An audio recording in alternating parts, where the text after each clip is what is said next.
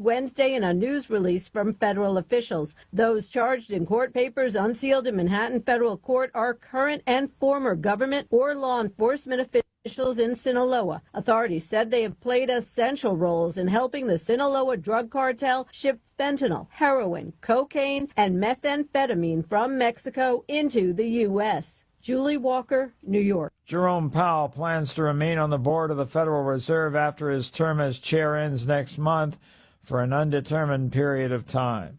On Wall Street, the Dow down by 280 points, the Nasdaq rose 9. More at townhall.com.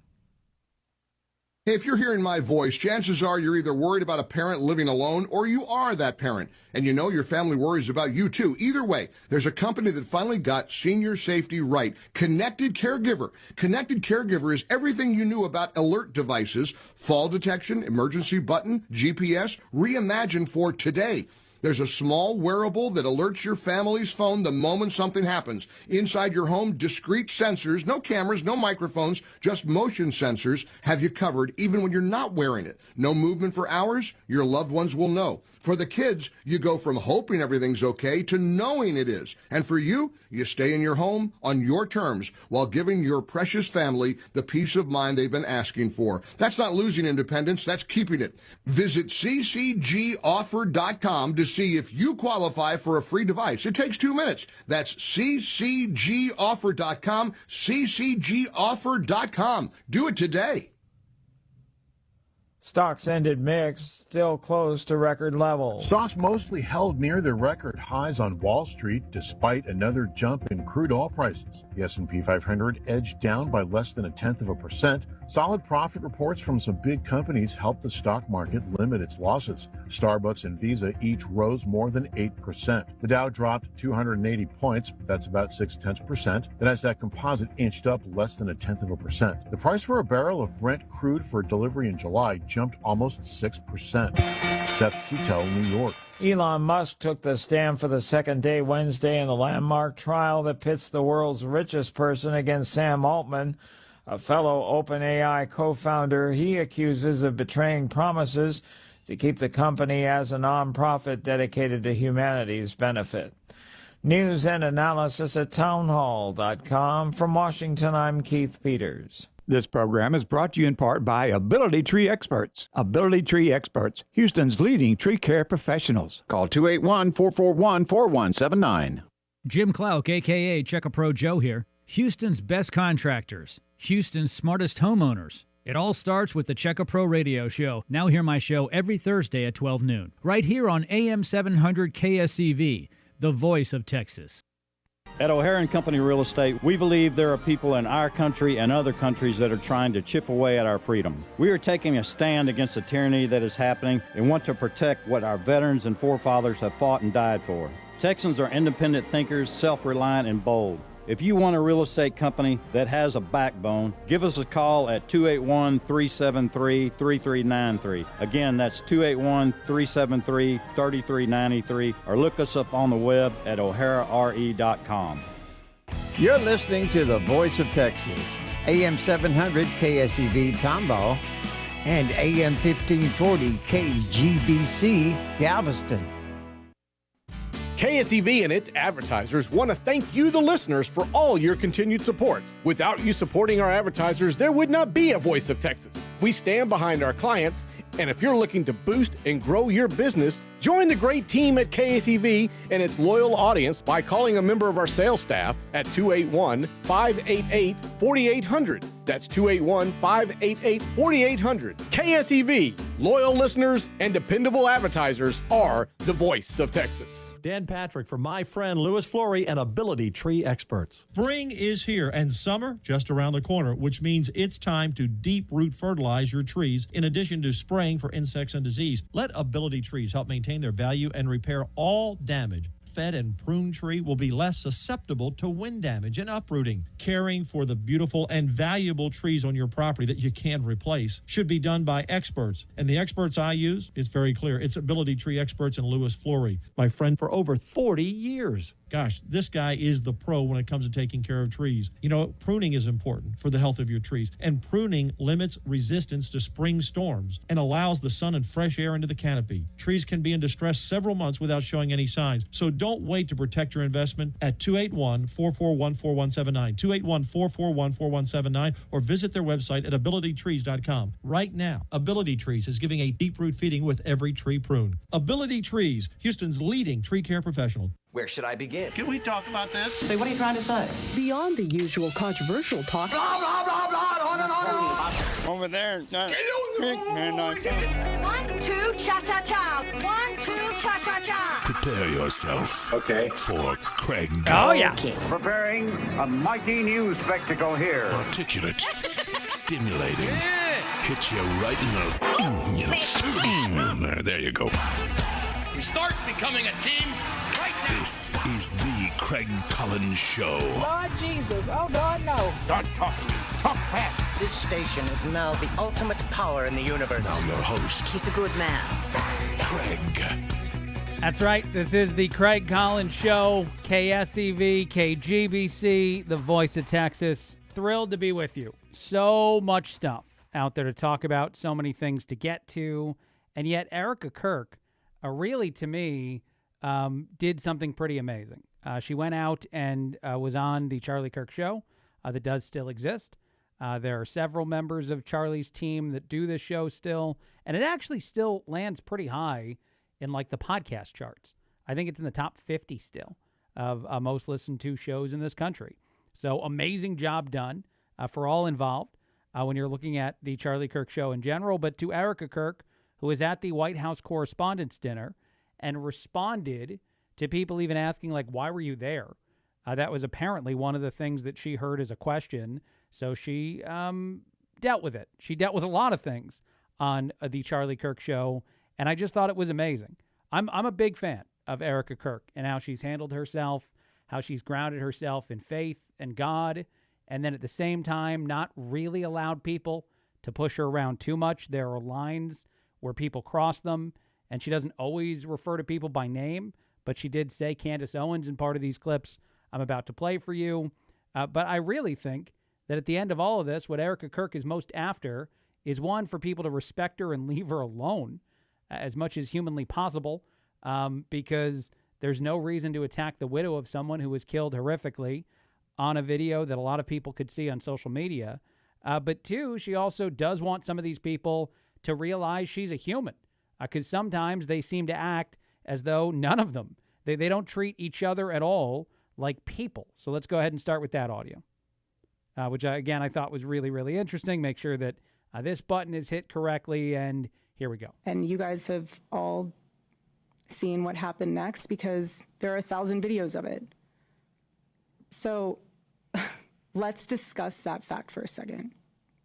If you were in that room, you had no way of knowing what the status of the shooter was, how many there were, or honestly, really anything. It was just utter chaos. And so during an active shooting, these journalists are using their phones to find moments to capture for clips.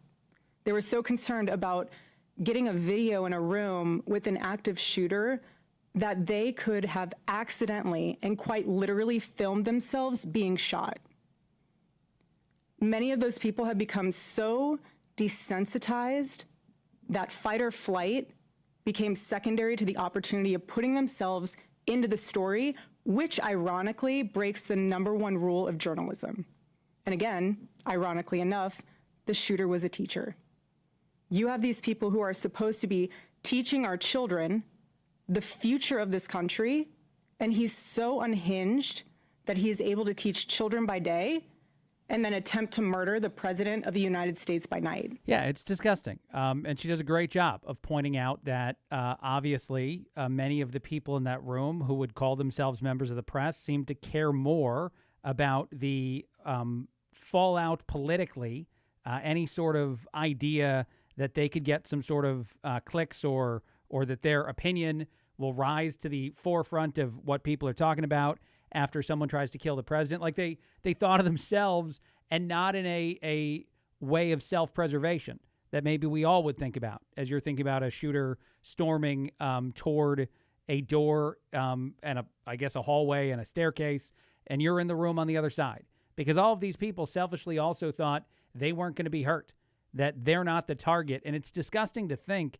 that that's the thing. But Erika Kirk went on to refer to one journalist she met who has said terrible things about her from the Daily Mail, and how she was willing to confront people to their face and say the tough things in front of individuals that none of these people actually say to each other. They all act like friends, and then they go on the attack the moment they leave. It's very odd, and Erika Kirk was very willing to be the only human in the room discussing it. Everyone is asking why I even went to the White House Correspondents' Dinner, and it was because many of the journalists in that room have attempted to dehumanize me, and I wanted to meet some of them face to face, quite frankly.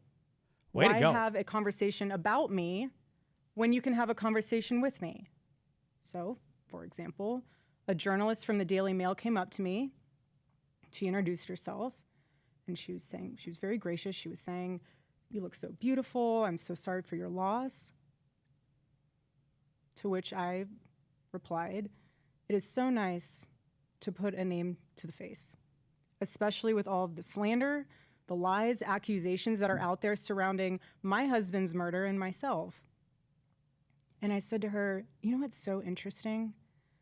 This is my first time at the White House Correspondents' Dinner, and I find it so fascinating, the dynamic that is going on right now, because everyone is all dressed up, and you guys are co-mingling in and out of each other's cocktail parties. And so for one night, you are able to put aside all of your differences for the sake of freedom of speech. And then by Monday morning, things will go back to being an absolute bloodbath between all of you." To which she replied, literally, she said, "I know. Isn't it special, right?" It's crazy. Again, it's amazing to think about what has happened over the course of the last couple years to how Erika Kirk winds up in that room and capable of giving these reactions she's giving. You would hesitate to say, at least I would hesitate to say, that you believe God put her in that room on purpose, and that some of the things she's dealing with are so uniquely challenging and horrible and terrible. The murder of your husband, who is a politically relevant human being and a famous person, nonetheless. But you think about all that and where it leads to now, I think this was must-watch and must-consume content that was out there in the world. Millions of people were clicking on the clips and the videos that she put up in reaction to this because, yeah, there's a significant portion of the message from a widow of someone, that we all know about. Erika Kirk was not so much in the spotlight until the death of Charlie Kirk, something that seems to make people like Candace Owens very mad. But nonetheless, the way in which she goes about talking about this now is basically begging people to act more human to each other. And humanity is complicated. It's not just being nice all the time to everyone. It's not forgiving everything that everyone does in every sense whatsoever to you without them even needing to apologize. Erika Kirk stood there and looked at people with a gaze that was not exactly friendly when she realized who some of these individuals were in this room before the person tried to burst in and kill people. It's something. I have one more clip from Erika Kirk talking about God, talking about her faith, and also talking quite a bit about just the experience and leaving and being someone in tears, leaving the White House Correspondents' Dinner, and then media having reactions to that. And I think Candace Owens claiming she thought it was all staged to benefit Erika Kirk, which is just insanity. There's a level of jealousy and anger and whatever you call it that takes people over occasionally. I believe Candace is very jealous and upset that it's Erika who's in charge of Turning Point USA and not her. But you probably experienced some portion of this, not to this extent, in your own life. People are crazy in the way, at least some people, in the way that they handle professional, personal anger, jealousy, whatever you want to call it. They're just crazy in the way they act about it, insane in the things they do. And the biggest thing to learn, and Erika seems to know this very well, is it's actually really not about her. It's about some other damaged problem in someone else's life, in the life of these Daily Mail writers who want to attack her instead of whatever the problem is going on that they probably should deal with, whatever's actually making them mad, that they wake up every day and take that rage and put it on the widow of someone who was murdered as horrifically as Charlie Kirk was murdered. Here's a little bit more from Erika Kirk from the Charlie Kirk Show. What is happening right now is something none of us can afford to ignore. The evil forces working to divide us, to distract us, and to pull us apart has never been stronger. This is a moment for Americans to come together and decide what kind of country we are going to be before we lose our country altogether. Amen. In Romans chapter 12, verse 21, it says, "Do not be overcome by evil, but overcome evil with good." And this is why my husband created Turning Point USA, so we could have civil discourse and debate and open dialogue, because when we stop talking to each other, bad things happen.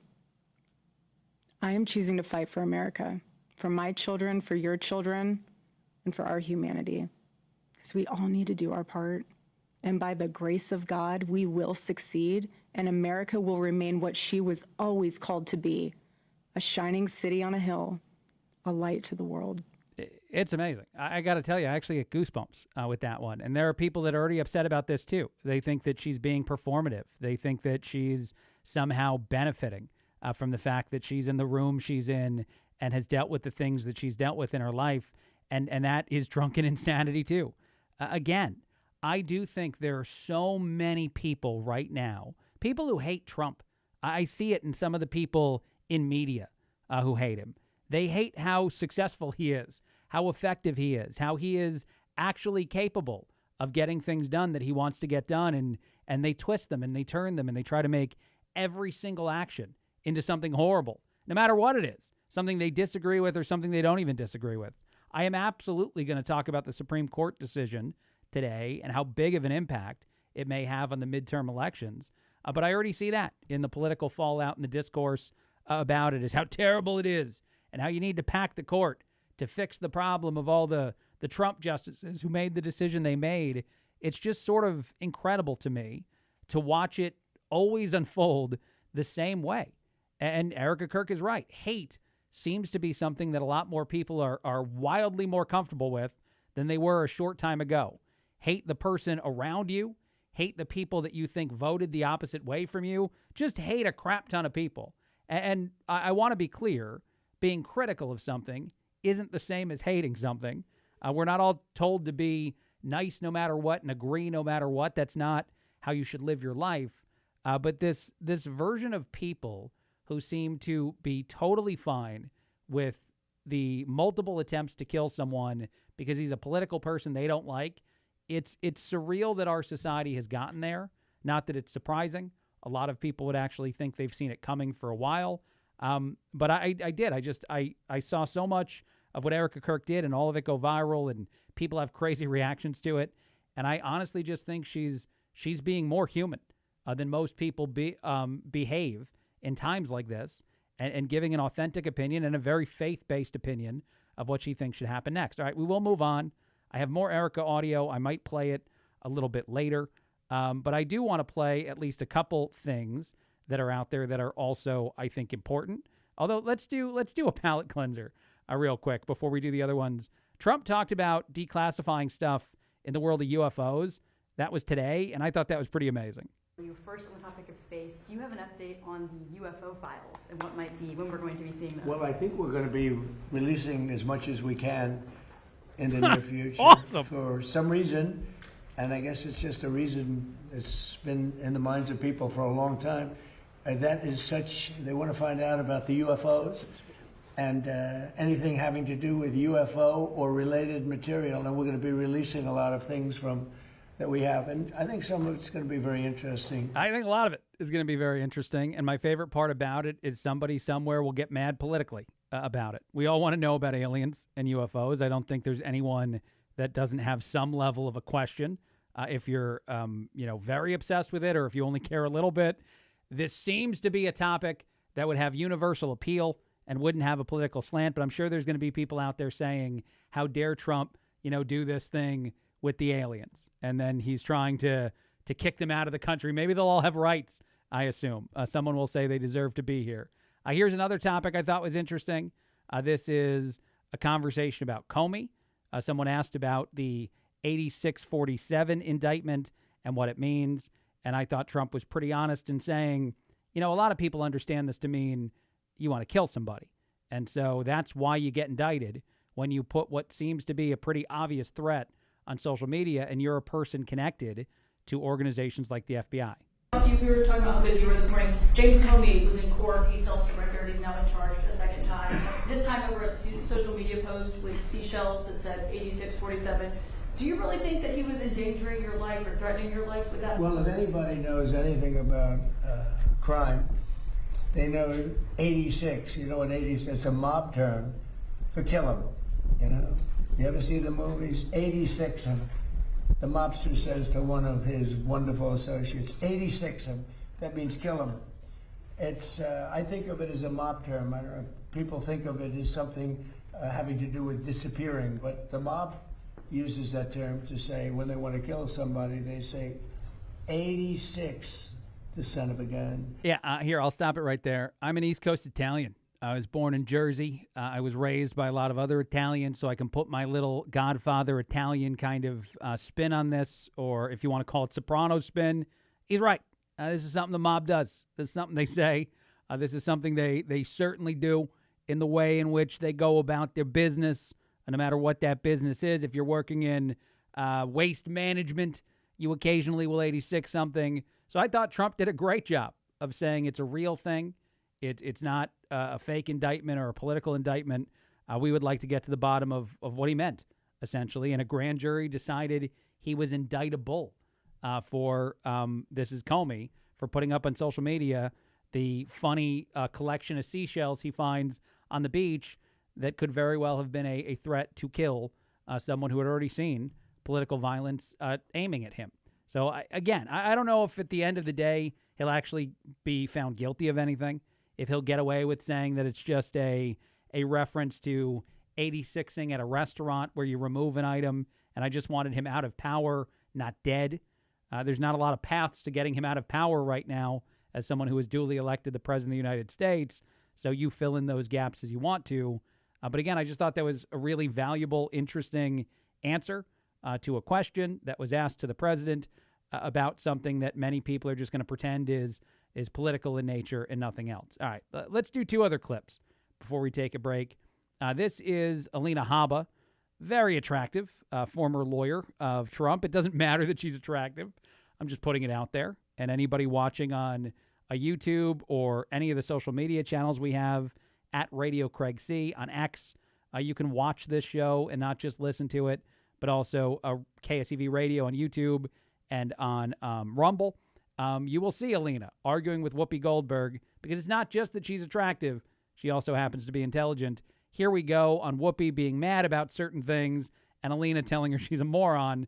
On television, I really like this. How do you justify, or do you justify the president's attitude against immigration? Knowing what you know, do you say to him, that's not quite how this, people aren't just coming to lay around and collect money. People are actually fleeing. Are you able to point that out at all to him? The president and I have spoken about immigration. He is pro-immigration the right way through the front door. Amen. Through our systems. Amen. Policies. He is not pro somebody getting stabbed on a bus. He is not pro-rapist. But you're mixing two things up because I'm You're not. talking about. Yeah, because you're talking. Really. Let me say, you're talking about incidents that happen. So we could all say, well, if these people weren't here. All right, I'll just stop it right there. She's already Whoopi Goldberg being crazy, and she'll go down that same rabbit hole of there's an excuse for this. No. And President Trump is pro, something that I'm very pro. I'm actually married to someone who is legally a U.S. citizen, so you got to be a fan of the system and the way it does work, but let's all come in through the front door. Let's know who the people are. This isn't crazy. This isn't insane. This isn't far to a certain side of the aisle, the way it's treated as though it is. And honestly, as I talk about all these topics, I just keep thinking about Erika Kirk and how she says that we're getting further and further into these rabbit holes of evil. It's not the way she said it, but you hear her talk about how evil is taking more of a hold of more people. It seems that people justify their anger in all sorts of ways. And then they take that anger out, as I've said on this show, I think, and other shows, on who's ever near them sometimes. It's not that you can actually, everyone, thank God, try to book a hotel room and then try to kill the president. So instead, you get mad at somebody in your life that you find out voted away different than you. You have kids that no longer want to see their parents because they don't like the political opinions that their parents have. It's crazy, some of this stuff that goes on. And I'll tell you that as somebody who's worked in not conservative places, as a radio host who gave conservative opinions on the radio, I have felt my own version of people that were in an office place that I would work in, that would walk by you, and evidently, like, you don't work with them, you don't know them, there's no reason for you to interact with them, and you could evidently feel how much they disliked you because of what they heard you say on the radio. So this kind of thing happens to everybody in all walks of life, at least to some extent. So it's just sort of important, I think rather important actually, to point this out in these moments, to tell people to, I don't know if calm down is even the right word. But essentially the best way to say it is just accept the fact that everybody doesn't think what you think and live in that world for a little bit and don't let it turn you into some raging, crazy monster of a human. All right, one last thing. I do want to play this too. I thought this was interesting. This was a long-form discussion. There's like 2 minutes here of Senator Ron Johnson going through some of the COVID vaccine side effect injury things that have now been well-studied enough to be science that people aren't going to reject. They're not going to tell you, follow the science and listen over here anymore. This is a reality. And so I thought it was interesting as you go through it and as you talk about how there's a lot of people who lied to you, people like those connected to Dr. Anthony Fauci that deserve to face a whole lot of consequences for it. But just listen to some of this audio of some of the many things that are now tied to the COVID vaccine, the injuries occurred by it, and the reason a lot of people had a legitimate concern and vaccine hesitancy or whatever you called it actually made a whole lot of sense. Here we go. For over 4 years, I have wondered how health officials could possibly ignore this overwhelming evidence of harm. Now I know. March 1st, 2021, less than 3 months after the COVID injections received an emergency use authorization, Peter Marks, the head of CBER, and officials reporting to him were warned by FDA's Dr. Anna Scharfman, and an individual who these officials recognize as an expert in FDA's data mining, that the current system would mask safety signals for COVID injection adverse events. Dr. Scharfman proposed a new model, a new method, invented by Dr. William Dumichel of Oracle, the inventor of the current algorithm, to uncover the hidden safety signals.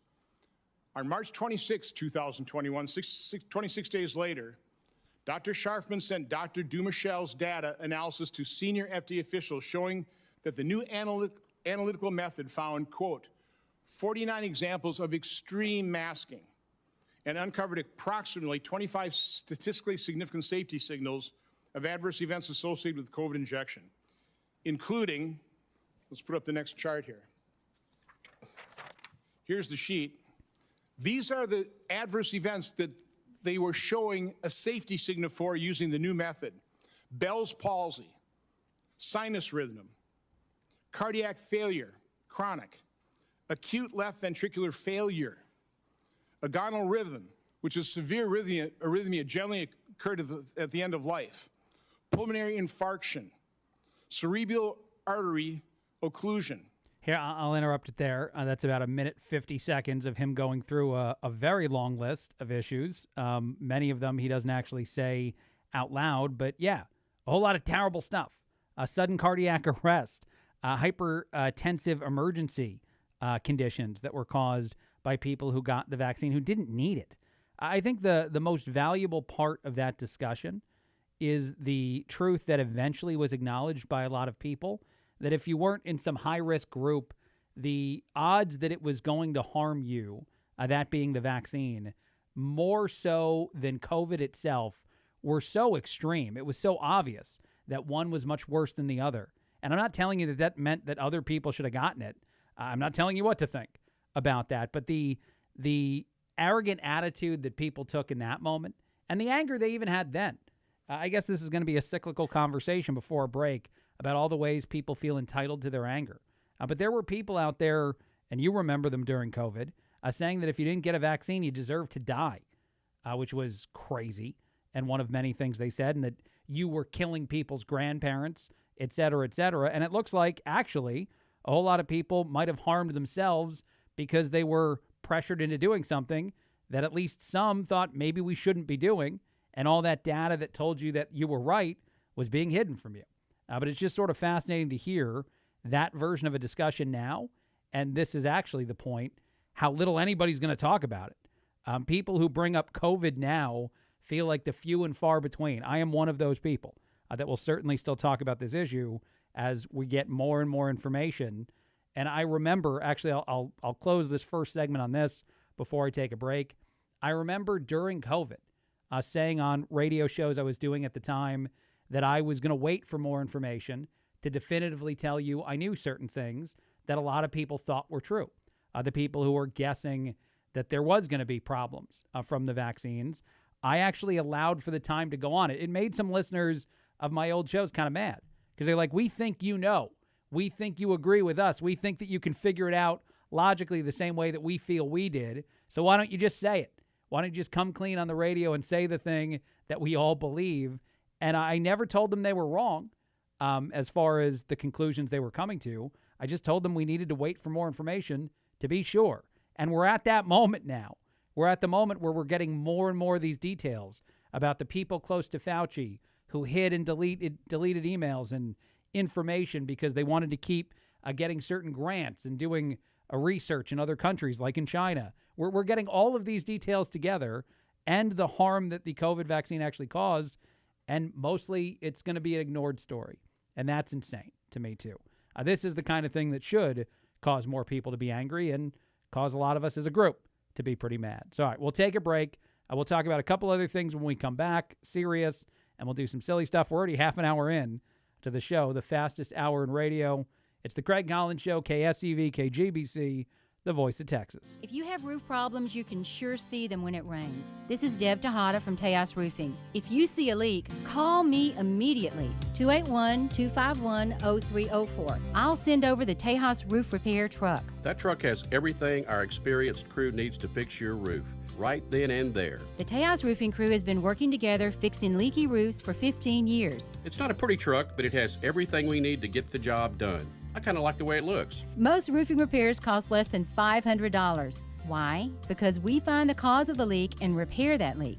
We won't try to sell you services you don't need. And we'll fix it right away because everything we need is in our truck. Don't put off fixing a leaky roof. Call me at Tejas Roofing and I'll send over the truck. 281-251-0304. When you think of roofing repairs or a new roof, think Tejas Roofing, your Houston roofing company. 281-251-0304. That's Tejas Roofing, 281-251-0304. Plumbing emergencies never happen at a convenient time. Usually they happen on the weekends, holidays, or while you're away on vacation. I'm Richard Sod, president of Nick's Plumbing. When you find yourself facing a plumbing emergency, call the licensed and experienced professionals at Nick's Plumbing and Sewer Services. Nick's Plumbing has been Houston's first choice for all your plumbing needs since 1979. Our experts can take your most difficult plumbing issues and fix them fast, fix them right, and usually for less than you'd expect. Nick's Plumbing and Sewer Services is the right choice for any plumbing job, from a leaky faucet, whole house repipe, or a complete sewer line replacement. You can count on Nick's Plumbing to do the job right. With over 40 years in business and over 150,000 satisfied customers, Nick's wants to be your plumbing company. Nick's Plumbing offers free estimates and free second opinions. Call Nick's Plumbing and Sewer Services, 713-868-9907, or visit us on the web, nicksplumbing.com. MPL 38548. Call Nick's Plumbing today. We're on the way. A breast cancer diagnosis can turn your world upside down. But your Houston Methodist team assures you they'll use the latest cancer research and technologies, collaborating to treat and remove the tumor and reconstruct your breasts, restoring symmetry, sensation, and your sense of self. That's the difference between practicing medicine and leading it for you. Houston Methodist, leading medicine.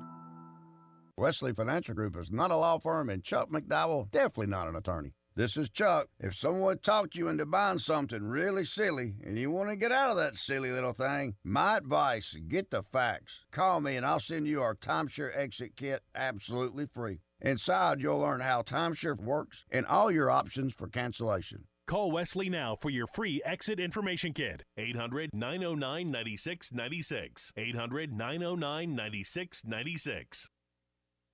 This, at first blush here, is a win for the plaintiffs who were not black plaintiffs. They were non-minority voters who challenged this decision. These two districts that were minority majority. Essentially, Louisiana had drawn up districts, and then they were told in a legal battle that they had not represented black and minority voters sufficiently. They went back and drew a second district. So they had two of these minority majority districts. Well, then non-black voters sued and said, this is now violating our rights on the basis of race. So it looks like this is a 6-3 decision. There is one concurrence here, but it looks like Meyer and Jackson. But here's what the majority says. They say tell us the because the majority. Voting Rights Act did not require Louisiana to create an additional majority-minority district. No compelling interest justified the state's use of race in creating SB 8. That was those two new districts.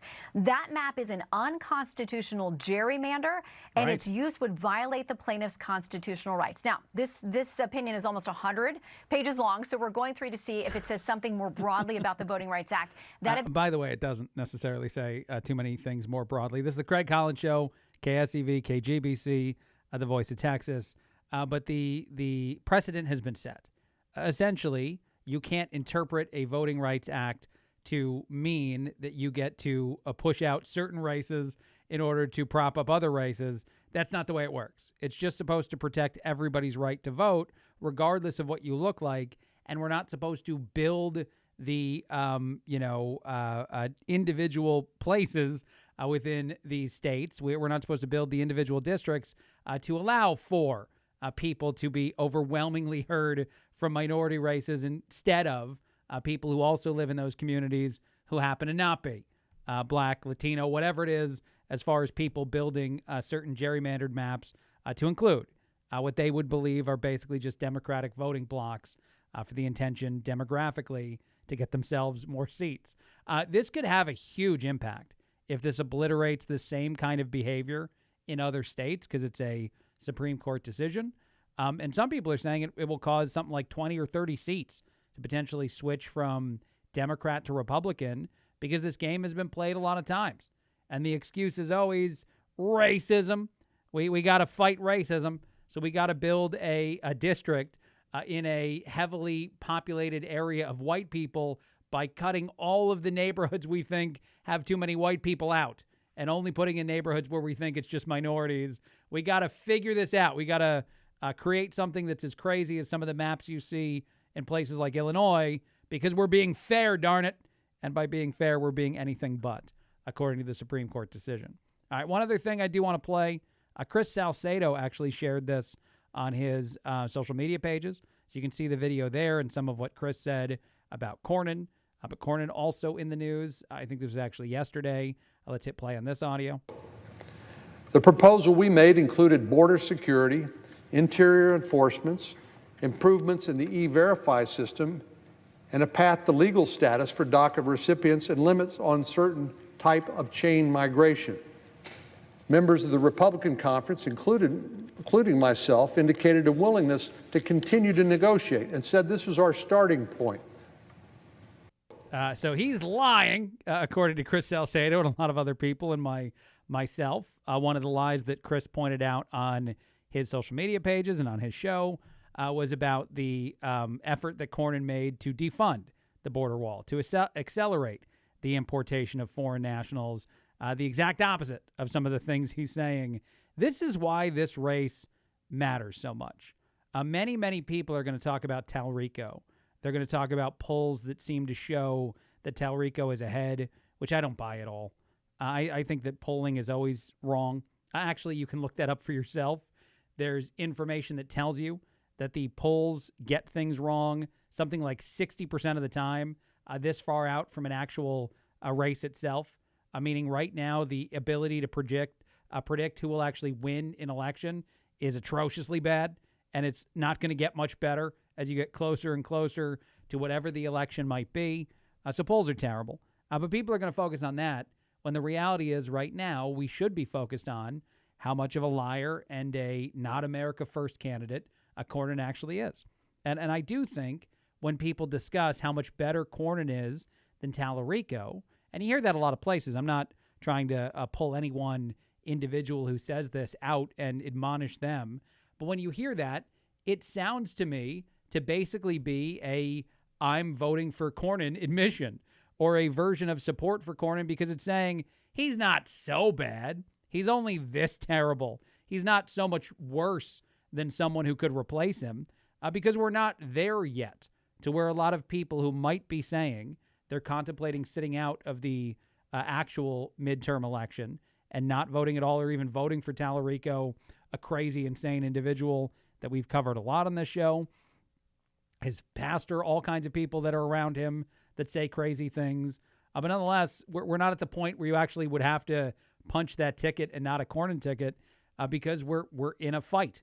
We're in a fight between Paxton and Cornyn right now and a runoff where there's an obvious choice. And I'm not a huge fan of Ken Paxton. I said that I really, and I'll keep saying it, I wish that Wesley Hunt had done better. But when you're looking at those two individuals, Cornyn and Paxton, there's an obvious choice. It feels identical to what people say when they actually force that projection or that discussion to be to the next level. We're not at the next level. Let's not stay there. Let's stay where we are, and let's pay attention to all the lies and things that Cornyn has told us that have harmed us as a city, as a state, as a place that cares about actually getting certain things done that he seems to be the most resistant to, whether it's gun laws or, in this case, wide open borders. These things matter. These things deserve to be discussed, and we can wait for that secondary conversation when that time comes. That feels appropriate to me. And so I agree with Salcedo on that and some of the stuff that he said about this too. All right, I went way over for that other segment, so I'm going to go ahead and take a second break quickly here. We'll come back. We probably won't do much more serious stuff because, darn it, I feel like I've been doing a lot of that. Maybe I'll play one more clip of Erika Kirk because I do think a lot of what she said was uniquely moving. And if you can give her any level of grace as a person, which some people on the left seem like they're incapable of doing, then you don't see any performative, any attention-seeking elements in her willingness to be on a show and talk about her experience of almost being attacked by another gunman, being in a place where a gunman was after Trump and Erika Kirk might have been in harm's way. I saw everything she said as important for people to hear. So we might play a little bit more of that, and then we're going to have some fun because, darn it, we can't just be serious before we get out of here. But I do have one more break I have to play. The Craig Collins Show, KSEV, KGBC, the Voice of Texas. More coming up in a bit. You know, where we go in life matters, and what we do matters. And we know that taking the wrong road won't produce the best outcomes. Hi, I'm Kathy with Baker Mortgage, and we want you to take the right path when it comes to your mortgage. You know, we live in a world of information overload, but always consider the source. And these are not generally going to be from your big bank or a random offer that comes across your screen. Remember, you're always going to get a better deal on one that you go looking for than one that comes looking for you. You need to deal with somebody who gives a you-know-what, whether or not you're happy in the end. At Baker Mortgage, we do it right. We haven't been around for 68 years because we're lucky. We don't sell CDs, insurance, or anything else. We just provide a great mortgage experience. Isn't that what you're looking for? Call us at Baker Mortgage. I promise you'll be glad you did. We're at 281-313-MOVE or go directly to bakermortgage.com. Equal housing lender. License number 263213. This is Kevin O'Hara with O'Hara & Company Real Estate. Our country's founding fathers drafted a document that is the Declaration of Independence. We hold these truths to be self-evident, that all men are created equal, that they are endowed by their Creator with certain unalienable rights, that among these are life, liberty, and the pursuit of happiness. To secure these rights, governments are instituted among men, deriving their powers from the consent of the governed. My friends at O'Hara & Company Real Estate, we believe we're at a precipice in time where we must take back our country. We must stand up for our freedoms or lose them forever. Please don't sit idle and let it slip away. Don't let anyone force you to do something you choose not to. As JFK said, if not us, who? If not now, when?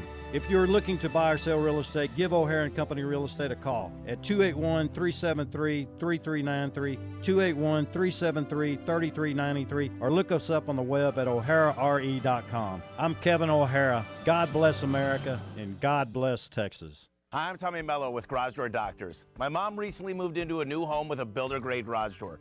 Noisy, flimsy, and not built to last, so we're fixing that. Mom, you're my hero. When I was growing up, she worked 3 jobs just to save our house. And helped you build this company. Now I'm giving her a beautiful new garage door that's built to last. The garage is 40% of your home's curb appeal. When it looks good and it works great. Life is good. Thanks, Tommy. From repairs to upgrades, call Garage Door Doctor today.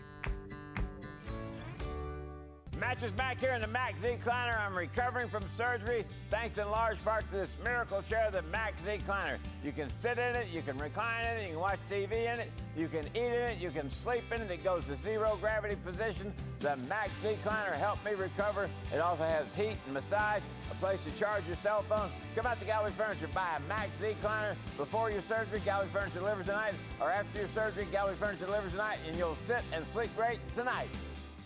In this culture we're living in, absorbs disagreement as a form of personal betrayal. It turns having an opposing viewpoint into a moral crime worthy of punishment. And here's what I've realized through all of this, truly, having lived through quite literal hell these past 7 months, if you strip someone of their humanity long enough, you will arrive at the chilling conclusion that they don't deserve to exist at all. Every morning I wake up to a new headline lying about me. I have comedians dressing up in whiteface. I have people saying I'm not fit to be CEO, and I have Candace Owens claiming I murdered my husband. And the list goes on and on and on.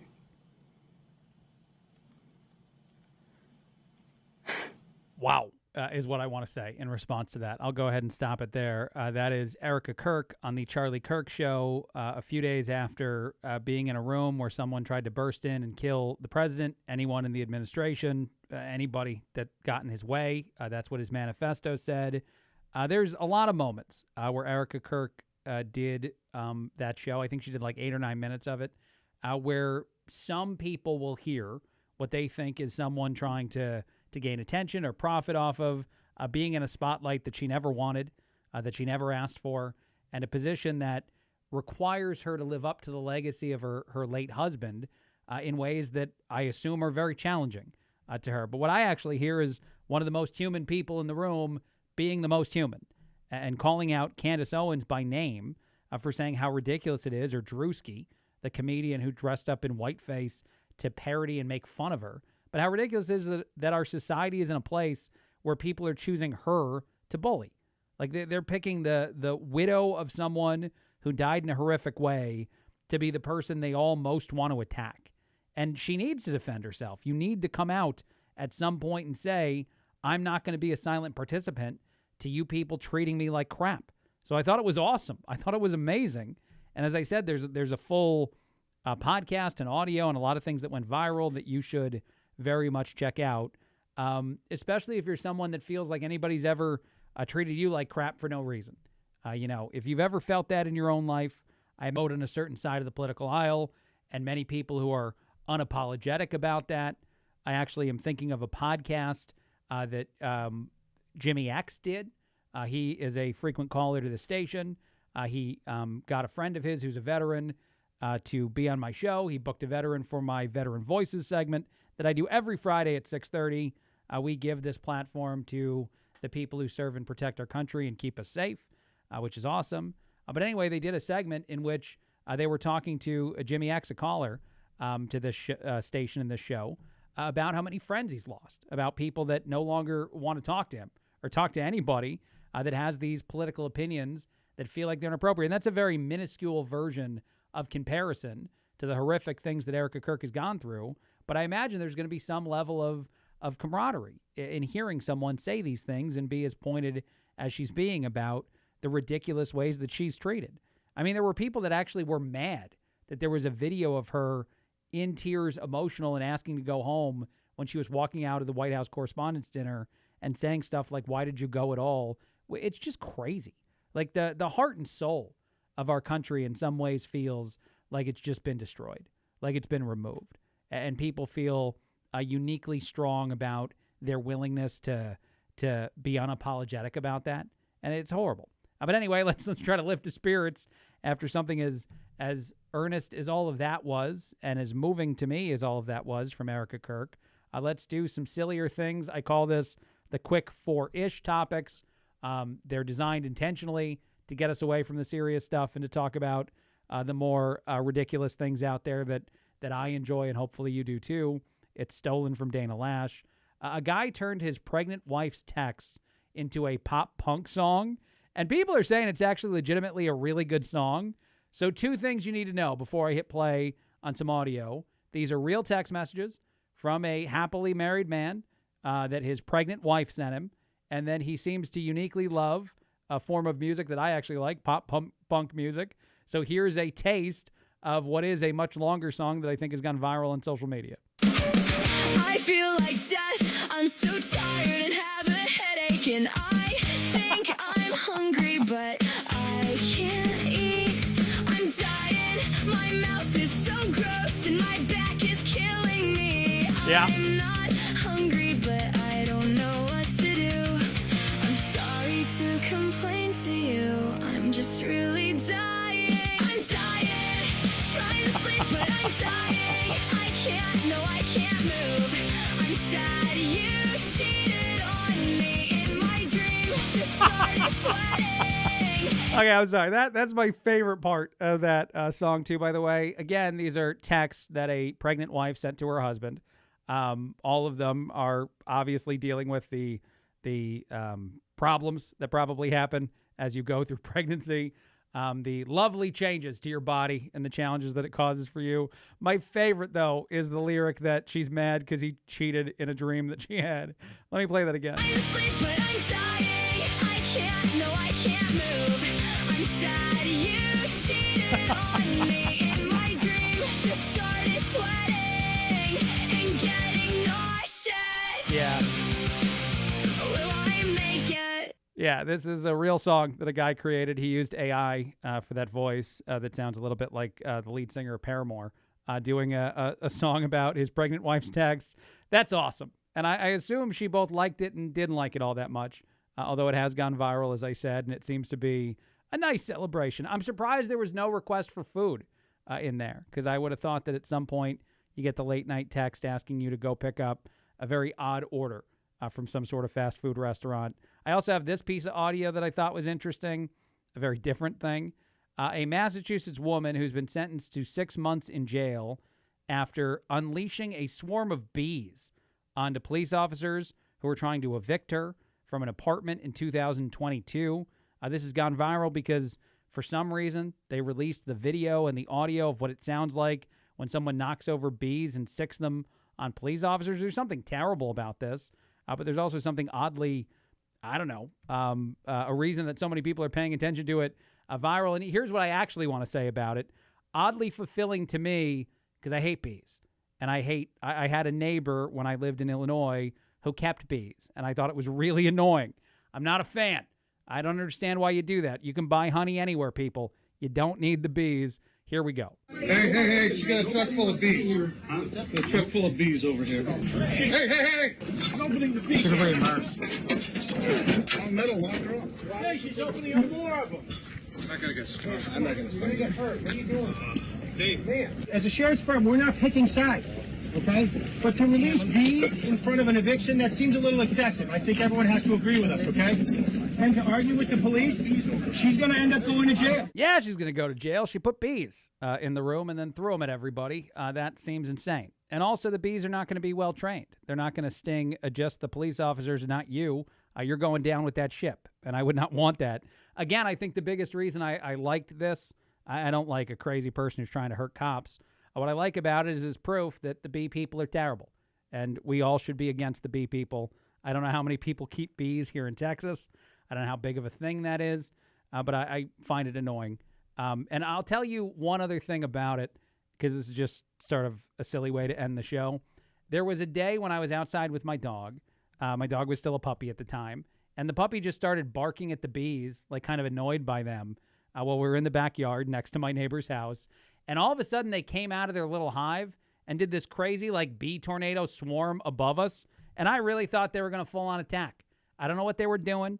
I don't know what about bees would make them do that sort of thing where they're all, again, they were really making like a giant bee tornado above us. So I took the dog inside, and I complained quite a bit, I believe mostly to my wife and my dog, about the neighbors and how ridiculous their bees are. So this feels like I'm vindicated. That's what I'm saying. That's how I'm going to go about this. Probably the biggest reason I wanted to play that audio and talk about that topic is, again, I'll say it one more time, the bee people are terrible. They're just terrible people. Honey is available all kinds of places. You need to have it made yourself. People are confessing to things they learned embarrassingly late in life. This was another viral thing. I think it was on BuzzFeed. One of my favorite ones on there is they thought the McGraw-Hill textbooks were created by Tim McGraw and Faith Hill, which is hilarious. If you don't know, McGraw-Hill is a pretty prominent publisher of a whole bunch of books that you use in school. I didn't know a lot of people thought they were made by the married couple, Tim McGraw and Faith Hill, and not just some other company that was called McGraw-Hill, but somebody believed that. The little piggy who went to the market wasn't going grocery shopping is another one that someone said on this list they didn't know about until the end, which, of course, if you're naive and not aware of where the piggy's going and what's going to happen to the piggy, maybe I don't tell you. Maybe I let you keep thinking that it's a grocery shopping rhyme, and that's all it is. One person said they thought the person who read the disclaimer during commercials just talked super fast. They realized that they sped up the audio way too late in life. Yeah, no matter how quickly people speak, and I'm a quick talker. Ben Shapiro is certainly a quick talker out there in the world. There are others who are broadcasters. But no matter how fast you talk, nobody can talk that fast. Nobody can do that version of a thing at the end. So you have to speed it up, and it's very easy with audio to do. I love that someone admitted that. And then one final one. Someone said, when you're told not to operate heavy machinery with certain medications, they mean cars. I always assumed they meant bulldozers. I like that one a lot. I like that someone thought that at the tail end of a pharmaceutical ad that they were trying to make sure you didn't wander onto a construction site and then decide that you were going to joyride some of the construction equipment, that's what that message was for. Do not operate heavy machinery after taking certain medication, and that it didn't include cars. Drive all you want. Doesn't matter. That's not what we're warning you about. We just don't want anybody to go rogue and try to take over a neighboring, home building operation that's going on. I think that's uniquely funny. I've never thought that myself, but I think I know people who have. So I don't think that person is alone for admitting that. And actually, you know what? I'll say this, as we're almost out of time and out of here. I love when people admit the blind spots they have as adults to things that they never decided to look up and check to figure out if they actually knew the truth or not on any of this stuff. I think it's a nice way to bring us all together and show that a whole lot of us don't know stuff, that a whole lot of us are dumb in some way, maybe not all the same way, but at least some way. And then there's people who go too far with that. There's people who embarrass themselves to a degree where they say things like World War XI, and then you know that they're truly morons. So I love the unique tightrope walk that is admitting you don't know something in our society and just how bad of a look that can actually be. Because as I said, it can go bad very quickly, as it did for a politician who seemed to think we had 11 world wars. That's it. That's the show. See you guys tomorrow. The Craig Collins Show, KSCV, KGBC, the voice of Texas. Thrilled to be with you as always. More coming up. Joe Pag's coming up next in just a little bit here on the Voice of Texas. News this hour from Town Hall. I'm Keith Peters in Washington. Former FBI Director James Comey was in court Wednesday. Comey is accused of threatening President Trump with a social media post last year, a photo from the beach of seashells arranged in the numbers 8647. You ever see the movies? 86 'em. The mobster says to one of his wonderful associates, 86 'em. That means kill him. Donald Trump is